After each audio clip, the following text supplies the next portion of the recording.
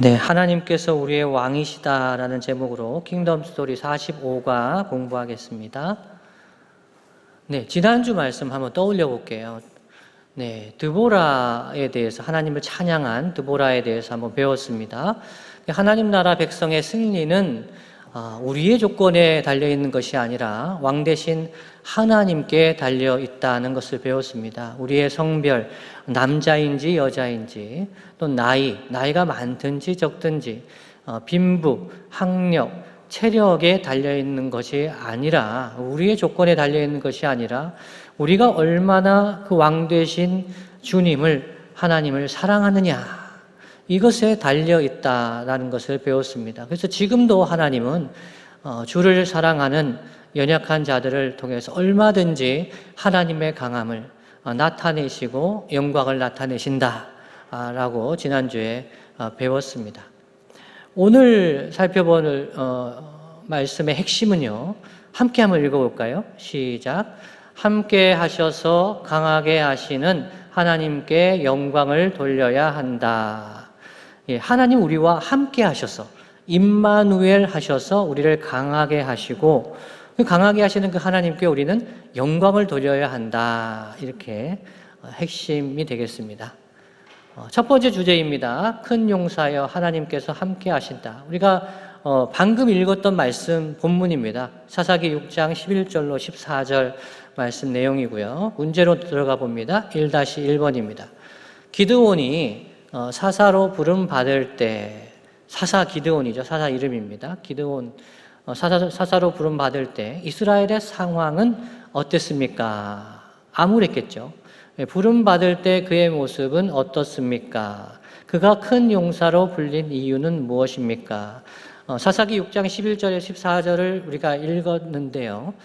기드온을 부르실 때 기드온이 어디에 있었는지, 어떻게 반응했는지에 대해서 우리가 읽었습니다. 기드온이 사사로 부름받았을 때 이스라엘 자손은 이게 또 중요하죠. 반복적으로. 사사기에는 이 패턴이 있습니다. 반복적으로 범죄하고, 고통당하고, 부르짖고, 그러면 하나님께서 구원자, 사사를 보내시는 요 사이클이 반복이 되고 있습니다. 물론 삼손에 가면은 그 사이클이 좀 무너지죠. 고통을 당하고 있었음에도 불구하고 하나님께 부르짖지 않는 경우가 나옵니다만은, 기본적으로 이 사사기의 중심에, 내용적으로 보나 중심에 이 기드온의 이야기가 등장하고 있습니다. 그래서 반복되는 패턴. 또다시 여호와의 목전에 악을 행했다. 7년 동안 미디안의 지배를 받고 있었다. 먹을 것까지 다 빼앗기고 궁핍했다. 그래서 산의 웅덩이나 굴이나 산성을 만들고 숨어 살고 있었던 때입니다. 이때 기드온 개인은 뭘 하고 있었을까요? 포도주 틀에서 숨어가지고 밀을 타작하고 있었죠. 그냥 공개적으로 타작을 하면 다 뺏기기 때문에 산에서 숨어서, 동굴에 숨어서 다른 사람들은 타작을 하는데, 기드온은 포도주 틀에서 숨어서 밀을 타작하고 있었다. 그래서 기드온이 사사로 이 부름을 받게 됩니다. 여호와의 사자가 기드온에게 나타났죠. 이렇게 이야기를 했습니다. 큰 용사여 여호와께서 너와 함께 계시도다. 이렇게 이야기를 했습니다. 만약 여러분에게 하나님의 사자, 천사가 나타나서 큰 용사여 이 여호와 하나님이 너와 함께 계신다 이렇게 말씀을 한다면 뭐라고 반응하시겠습니까? 한번 생각해 보세요. 일단 저 같으면 저 그렇게 크지 않습니다. 키도 작고요. 뭐 별별 얘기를 다 할 것 같아요. 아니 잘못 보셨습니다. 뭐 옆집에 가시려다가 여기 들어오셨는데 잘못 보셨습니다. 뭐 할 수 있는데, 기드온은요 놀랍습니다. 이 반응은 원망, 불신, 또 심지어 하나님께 책임을 전가하고 있어요. 6장 13절 말씀 한번 보십시오. 오 나의 주여. 잘 나가는 것 같습니다. 오 나의 주여. 내용이 어떻게 돼요? 여호와께서 우리와 함께 계시면 어찌하여 이 모든 일이 우리에게 일어났나이까? 하나님 말씀, 이 천사를 통해 해준 하나님 말씀에 대해서 정면으로 반박합니다. 큰 용사여 여호와께서 너와 함께 계시도다 했는데, 이 기드온은 오 나의 주여. 좋습니다. 그렇다면 하나님이 우리와 함께 계셨다면 이 모든 일 뭡니까? 압제를 받는 것, 미디안의 압제를 받는 이 상황 어떻게 생겨난 일입니까 도대체? 이렇게 묻는 거죠. 요즘 같으면 이런 겁니다. 설교 시간에 뭐 하나님이 우리와 임마누엘 하십니다. 목사님이나 이렇게 설교를 들었을 때 우리 마음속에 하나님, 정말 하나님 나와 함께 하시면 내 인생에 이런 문제가 생깁니까? 라고 마음속에 반문이 일어난다면 이 기드온의 마음이 좀 이해가 되시겠죠. 기드온이 생각했을 때 하나님 큰 용사라고 하시는데 나는 포도주 틀에서 이 밀 타작하고 있고, 그리고 하나님의 백성은 산에 토굴에 숨어서 이렇게 고통받고 있는데 어찌 이런 일이 일어났겠습니까? 하나님이 우리와 함께 계신다면, 이렇게 묻고 있는 거죠. 또 우리 조상들이 일찍이 우리에게 이르기를, 예전부터 조상들이 얘기했다는 거죠. 엄마 아빠가 이야기해주고 다 얘기를 해줬는데 여호와께서 우리를 애굽에서 올라오게 하신 것이 아니냐. 무슨 말이죠? 여호와 하나님이 우리가 애굽 땅 종살이 할 때에 능력의 손으로 10가지 재앙을 보여주시면서 이집트 사람들에게는 10가지 재앙이지만 이스라엘 사람들에게는 10가지 승리의 기적입니다. 그 능력의 손으로, 능력의 팔로 우리를 구원하여 주셨다고 이야기를 들었다는 거예요. 그렇지만 하나님, 그러한 그 모든 이적이 어디 있나이까? 불신이죠. 이 천사의 이야기에 대해서 원망과 불신을 토로합니다. 곧 더 나아가서요, 이제 여호와께서 우리를 버리사 미디안의 손에 우리를 넘겨주셨나이다 라고 따집니다. 하나님께 책임을 전가하는 거예요. 하나님께서 버리셔서 우리가 미디안의 압제에 빠진 거 아닙니까? 여러분, 이 기드온의 말은 우리가 시험에 들거나 시험에 든 성도들과 이야기를 해보면 동일하게 발견할 수 있는 패턴이에요. 어려운 상황에 있고 힘들 때 하나님 앞에서 설교를 듣고 찬양을 하면서 말씀을 볼 때 우리 마음에 이런 생각이 들 때가 있습니다. 원망이 생겨요. 하나님 이렇게 좋으신 하나님이시면 왜 우리의 자녀의 삶에, 우리의 삶에 이런 어려움이 있습니까? 또는 하나님, 예전에 우리 신앙의 선배들한테, 우리 할아버지 할머니한테 그 능력으로 나타나셨던 하나님 이야기를 들었는데 하나님 나와도 지금 함께 하시는 것입니까? 이런 어떤 불신. 그리고 세 번째로는 하나님 때문에 이렇게 어렵게 된 거 아닙니까? 하나님께서 이렇게 우리에게 고통을 주시는 것 아닙니까? 라는 마음이 들 때가 있습니다. 기드온이 사사로 부름 받았을 때 기드온도 별로 다르지 않은 그런 사람이었습니다. 그런데 여러분, 이 기드온이 큰 용사라고 합니다. 그러니까 기드온이 전쟁을 나가서 승리를 했기 때문에 큰 용사라고 불렀으면 이해가 되죠. 그런데 이 숨어가지고 밀타작하고 있는데 하나님의 천사가 나타나서 큰 용사여 이렇게 이야기를 합니다. 이 기드온이 큰 용사로 불린 이유는 무엇일까요? 그가 용맹스러운 장군이었기 때문에 큰 용사라고 한 것이 아니라 하나님께서 함께 계시겠다고 약속하셨기 때문에 그는 큰 용사가 됩니다. 그의 조건에 있지 않습니다. 기드온이 가지고 있는 조건에 따라서 기드온이 큰 용사다 하는 것이 아니라 하나님이 그와 함께 계시기로 작정하셨고 이 천사를 통해서 하나님의 계시의 말씀을 주고 계시고 하나님께서 이 기드온을 큰 용사로 세우시기로 작정하셨기 때문에 이 기드온은 큰 용사예요. 그래서 우리가 하나님과 임마누엘, 우리와 함께 하신다. 임마누엘, 하나님 우리와 함께 하신다. 이것을 믿음으로 나아가는 성도는 이미 큰 용사입니다. 마귀가 볼 때에, 귀신이 볼 때에 두려워 떠는 거예요. 하나님 함께 하는 사람인 것이죠. 1-2번 질문입니다. 우리가 우리의 삶에서 하나님의 뜻을 알기 위해 혹은 더 확신하기 위해 하나님을 시험해 본 적은 없나요? 하나님의 뜻을 구하는 당신의 기도를 점검해 보세요. 우리가 읽진 않았습니다만은 기드온은 하나님 앞에서 따집니다. 하나님이 나와 함께 하시는 겁니까? 정말 나를 하나님 용사로 세워주시는 겁니까? 하면서 하나님께 이적을 구하죠. 표적을 구합니다. 그래서 하나님이 하나하나 응답을 해주십니다. 그래서 이제 이 질문의 저자는 이 기드온은 하나님의 뜻을 알기 위해서 더 확신하기 위해서 하나님을 시험했다. 그래서 우리는 이런 적은 없는가? 하나님의 뜻을 구하는 당신의 기도를 한번 점검해 보라고 이야기를 하고 있습니다. 하나님의 뜻을 알기 위해서 여러분 하나님을 시험해 본 적이 있으신가요? 저는요, 그 정도 믿음도 없었던 것 같아요. 그러니까 제 인생을 되돌아보면 하나님 살아계신가 하는 것을 시험해 보려고 하나님 살아계시면 이렇게 해주세요 라고 해본 적이 없습니다. 딱 기억나는 게 한순간 있는데, 제가 대학 2학년 때인지 그때 여의도 광장에서, 지금은 여의도 공원입니다만은 여의도 광장에서 그 아스팔트 바닥이었습니다. 그때에 북한이 불바다 선언을 했어요. 남한이 이런 식으로 나오면은 서울을 불바다로 만들겠습니다. 이런 식으로 얘기를 했습니다. 그래가지고 그때 한국 교회가 미스바 대성회처럼 회개하자, 하나님 앞에서 기도하자, 나라와 민족을 위해서 기도하자 해서 여의도 광장에 모인 적이 있습니다. 그때 제가 대학생으로 거기에 가서 함께 기도했는데, 근데 제가 그걸 보면서 이 나라와 민족을 위해서 회개하자라고 기도해 모였는데 보니까 정치적인 집회인 거예요. 국회의원인데 누구 이름 있는 사람들 와서 인사하고, 그 모습을 보면서 회개의 기도보다는 그냥 의식적으로, 의례적으로 모여있다, 이런 느낌이 강하게 들었습니다. 그래서 제가 그때 하나님께 표적을 구했습니다. 하나님, 정말 이 기도 하나님 듣지 않으시고 우리 이 나라 이 민족이 회개하기를 원하신다면 비를 내려주십시오 그랬어요. 사실 그때 좀 흐리기는 했어요. 약간 흐리니까 하나님, 정말 이 나라 이 민족 회개해야 된다고 생각하시면 비를 내려주세요 하고 제가 손을 번쩍 들어서 기도를 했습니다. 비가 왔을까요?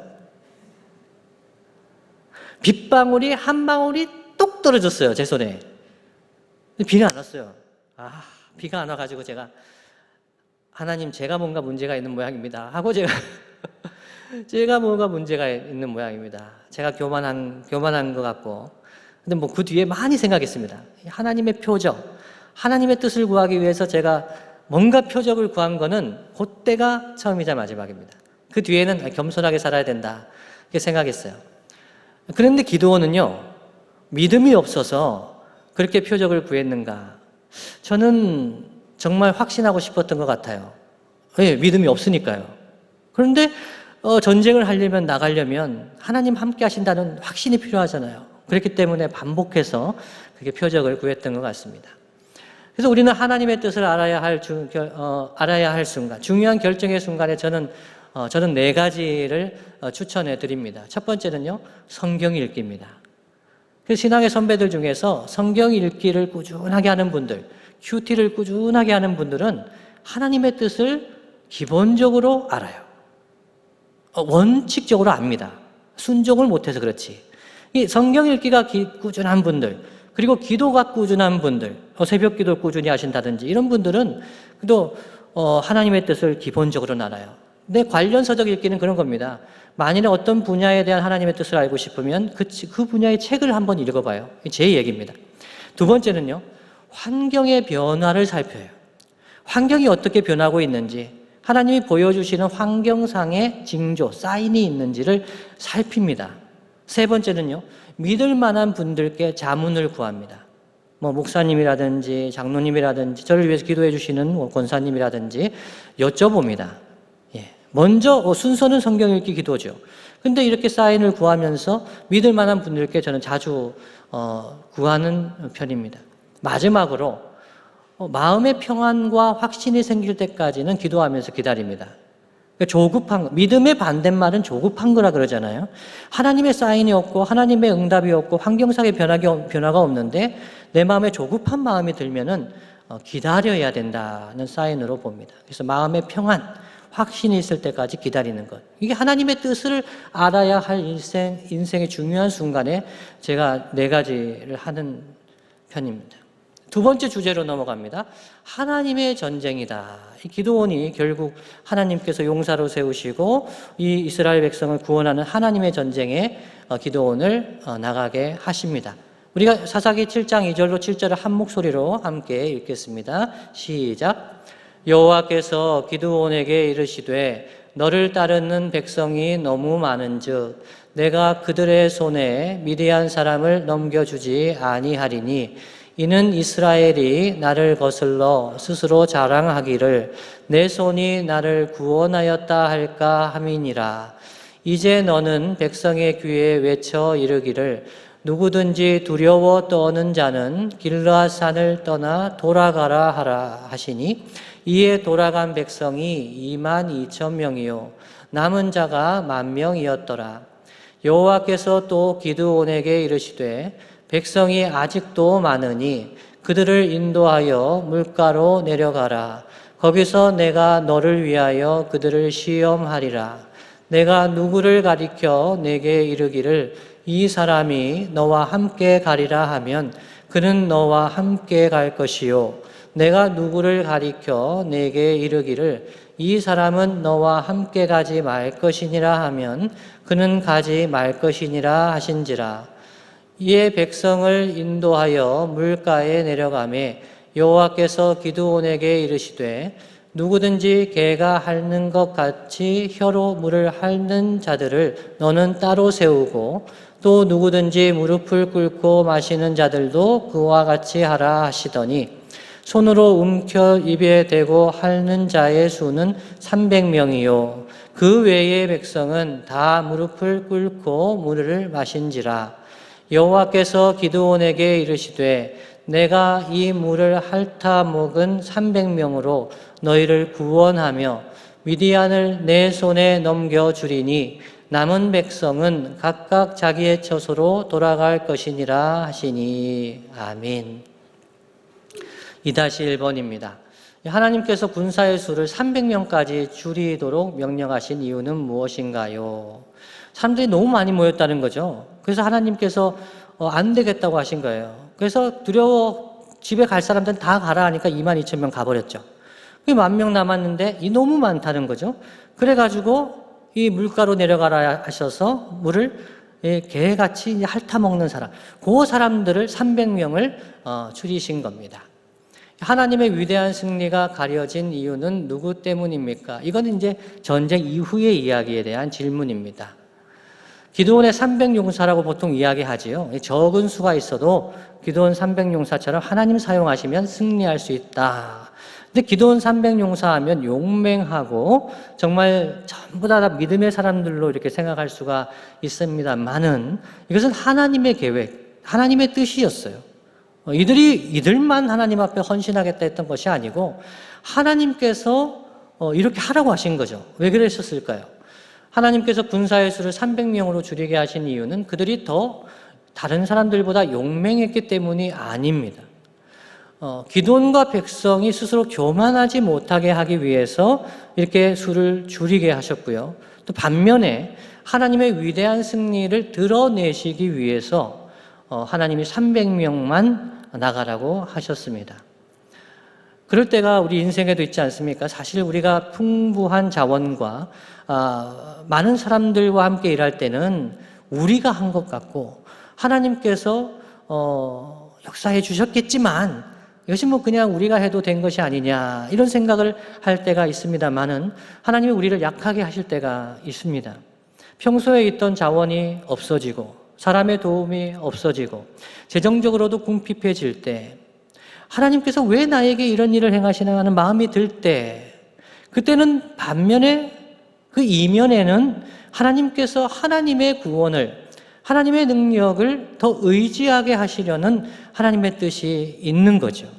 그 일이 분명히 하나님 기뻐하시는 일이면 우리 자원이 부족해도 도움이 부족해도 하나님을 더 철저하게 의지하면서 하나님께서 하신 일인 것을 다른 사람들도 다 알 수 있도록 하나님께서 능력과 위엄을 나타내시기 위해서 고의적으로 계획적으로 그렇게 하실 때가 있다는 것입니다. 대표적인 것이 기드온의 전쟁, 하나님의 전쟁이었습니다. 그런데요, 여러분, 그러나 기드온은 공격할 때에 여호와와 기드온의 칼이다 하면서 외치면서 이 전쟁을 하게 했습니다.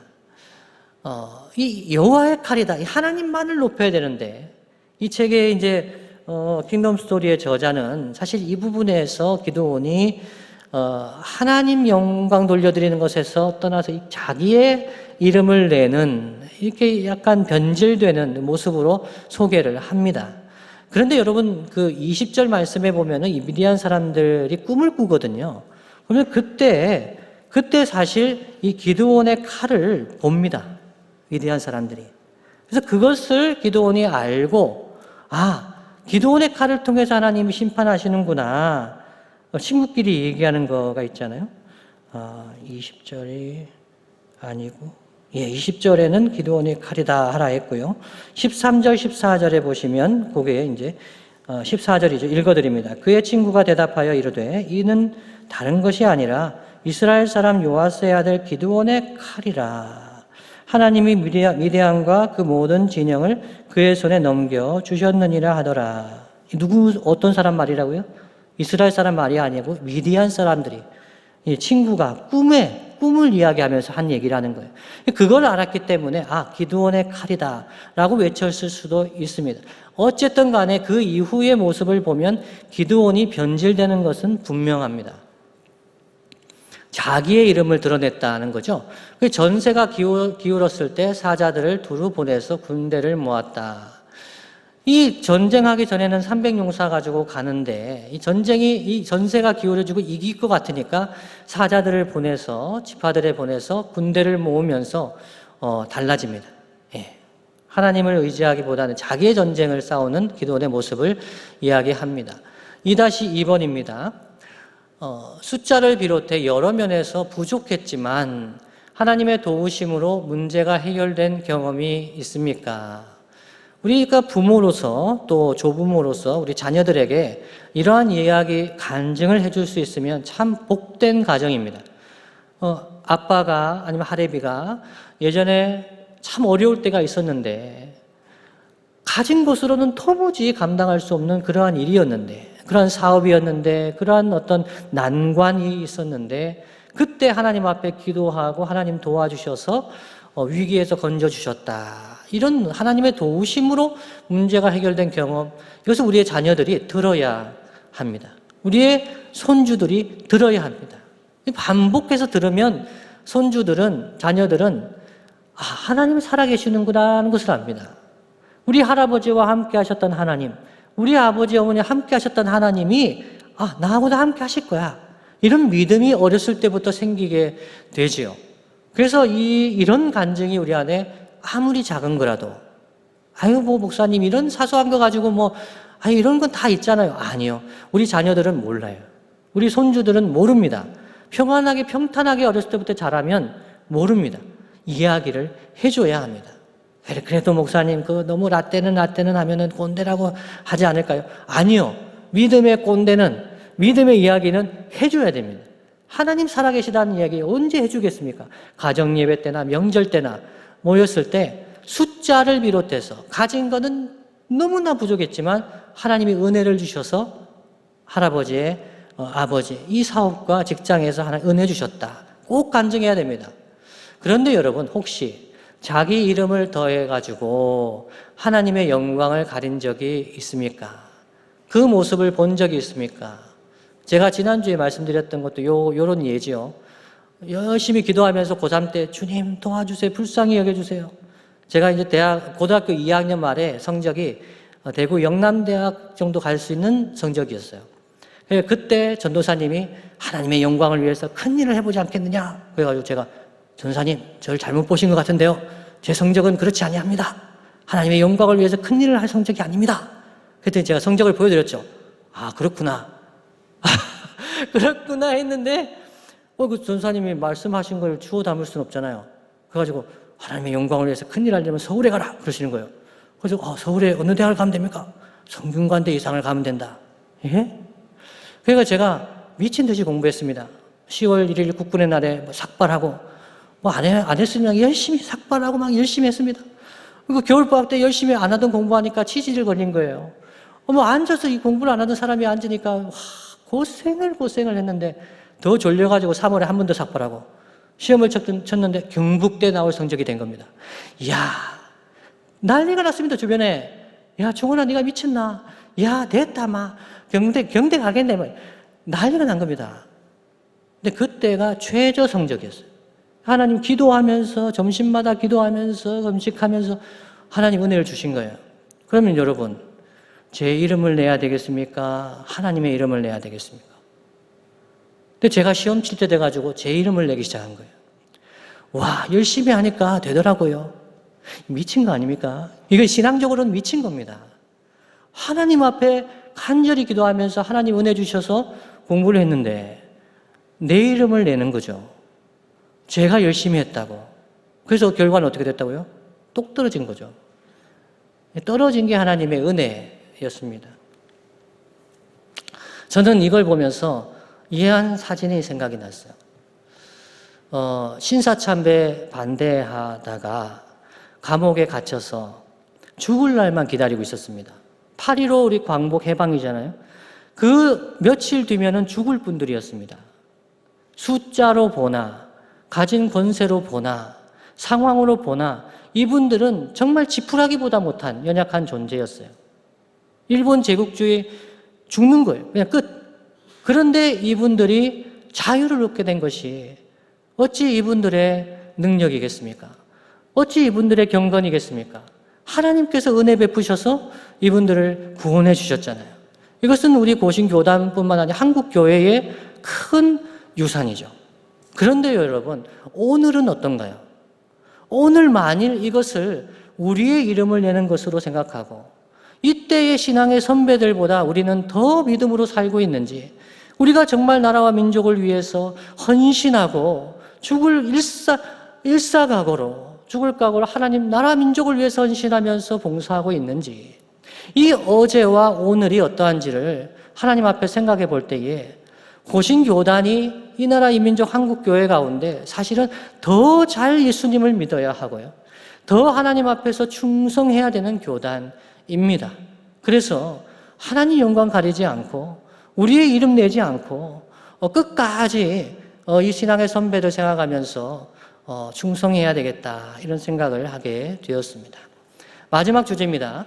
하나님이 왕이시다라는 주제죠.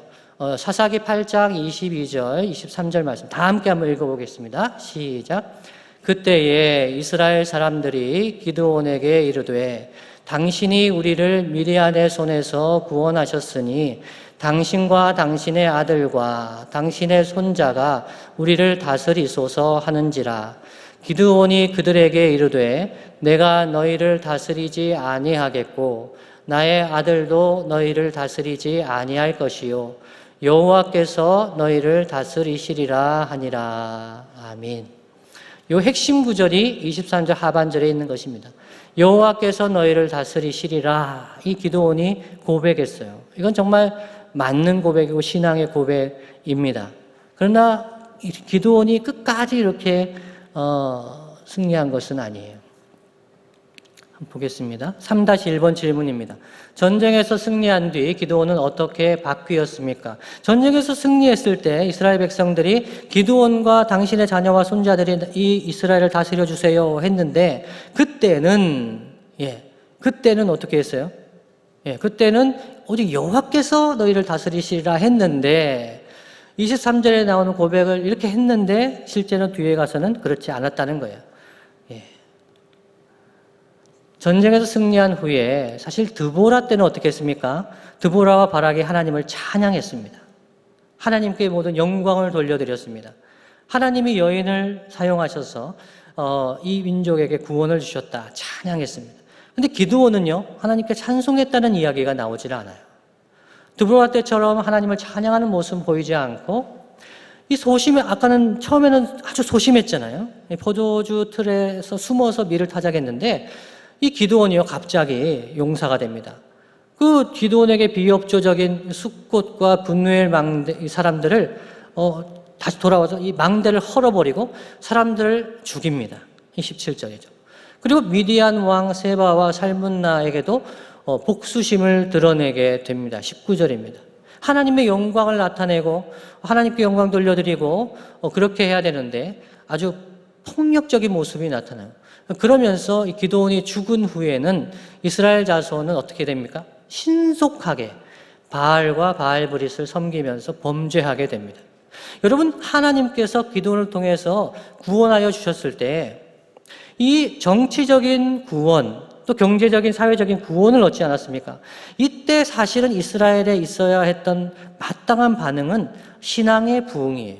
영적인 부흥. 하나님 앞에서 또 하나님께 가까이 나아갔어야 합니다. 그런데 이 영적인 부흥이 없었어요. 하나님을 찬양하는 예배의 부흥, 영적인 부흥이 없었어요. 그러니까 신속하게 기드온의 때, 그리고 기드온 죽은 다음에 신속하게 우상 숭배로 돌아서게 되었던 것이지요. 23절의 고백이 진실했을까에 대한 질문의 답은요. 23절은 이렇죠. 기드온이 그들에게 이르되 내가 너희를 다스리지 아니하겠고 나의 아들도 너희를 다스리지 아니할 것이요 여호와께서 너희를 다스리시리라 했는데요. 말은 이렇게 했어요. 근데 여호와의 말씀에 전심으로 순종하거나 여호와께 영광을 돌리지는 않았습니다. 오히려 자기 권세로 자기 가문을 일으켜 세웠던 것을 볼 수가 있습니다. 3-2번 질문입니다. 기드온처럼 거짓으로 하나님께 영광을 돌린 경험이 있거나 그런 모습을 본 적이 있습니까? 교회 봉사를 하는 동안 내 수고를 남들이 알아주길 바라면서 눈에 띄는 봉사 자리만 선호한 적이 있습니까?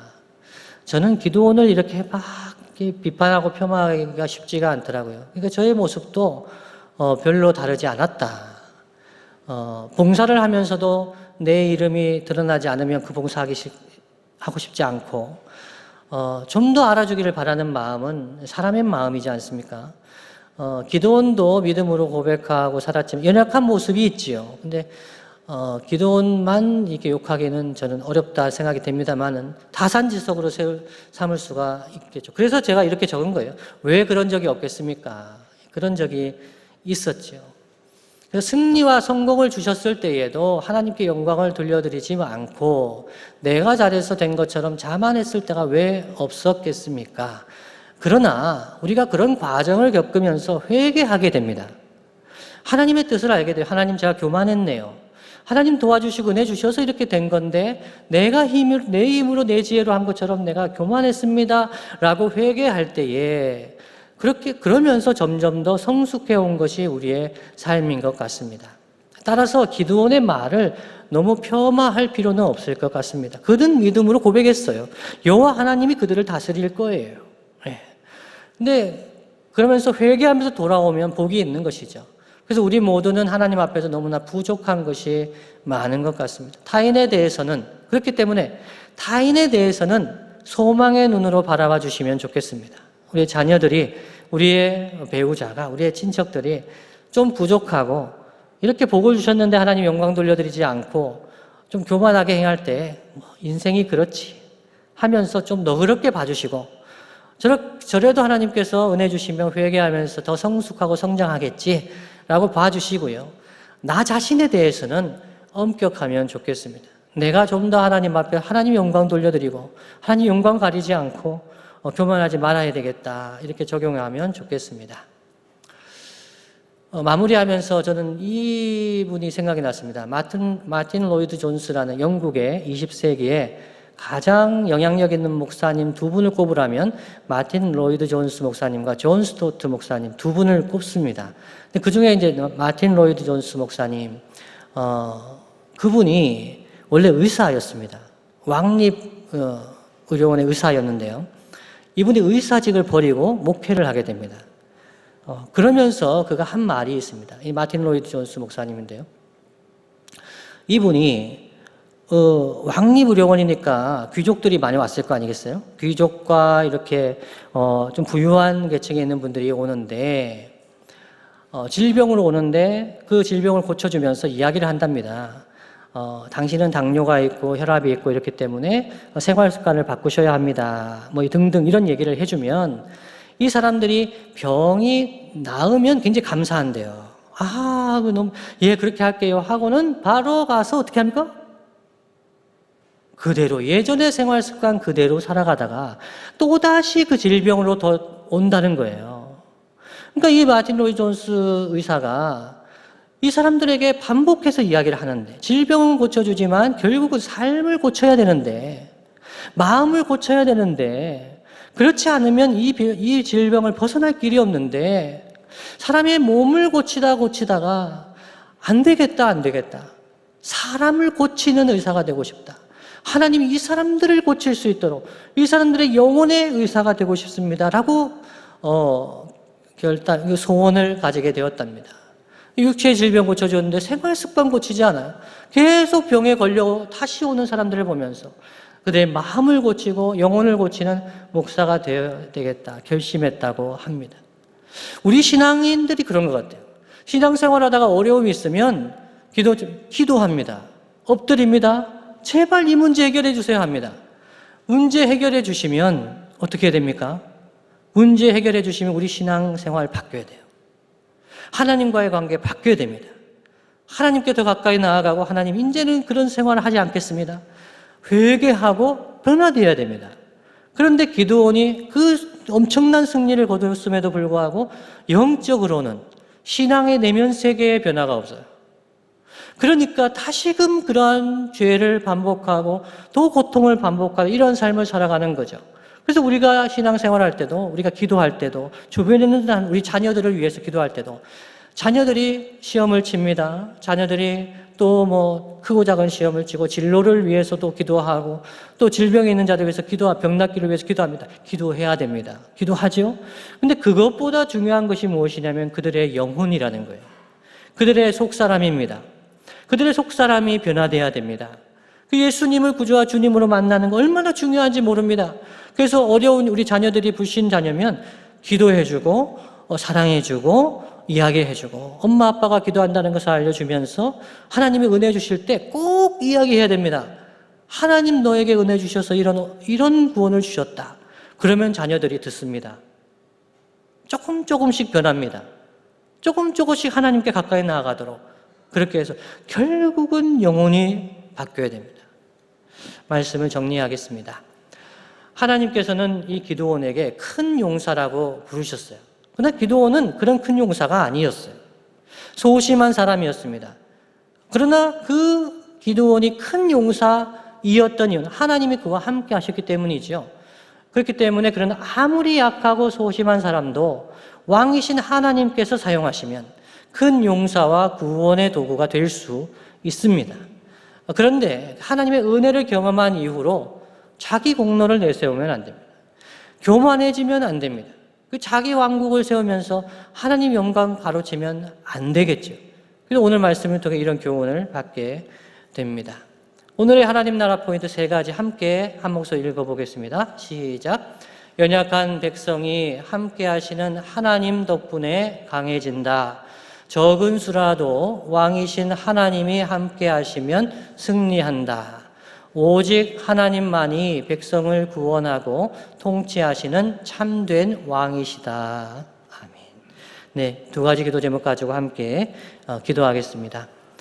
첫 번째 제목은 함께 하셔서 승리케 하시는 하나님을 참된 왕으로 고백하게 하소서. 우리 하나님 이미 우리의 왕이십니다. 한 번 왕이 되어주시고 후회하지 않으시는 하나님입니다. 영적인 세계에서 우리 이미 하나님 자녀예요. 하나님 백성이에요. 근데 이것을 모르고 우리가 두려워 떤다면 이것은 불행한 일입니다. 함께 하셔서 승리케 하시는 하나님 믿음의 눈으로 바라보며 함께 동행하고 참된 왕으로 섬기는 우리와 우리의 자녀가 될 수 있도록. 2번째 제목은 늘 겸손히 나를 낮추고 하나님께만 영광을 돌리게 해주세요. 다 함께 기도하시겠습니다.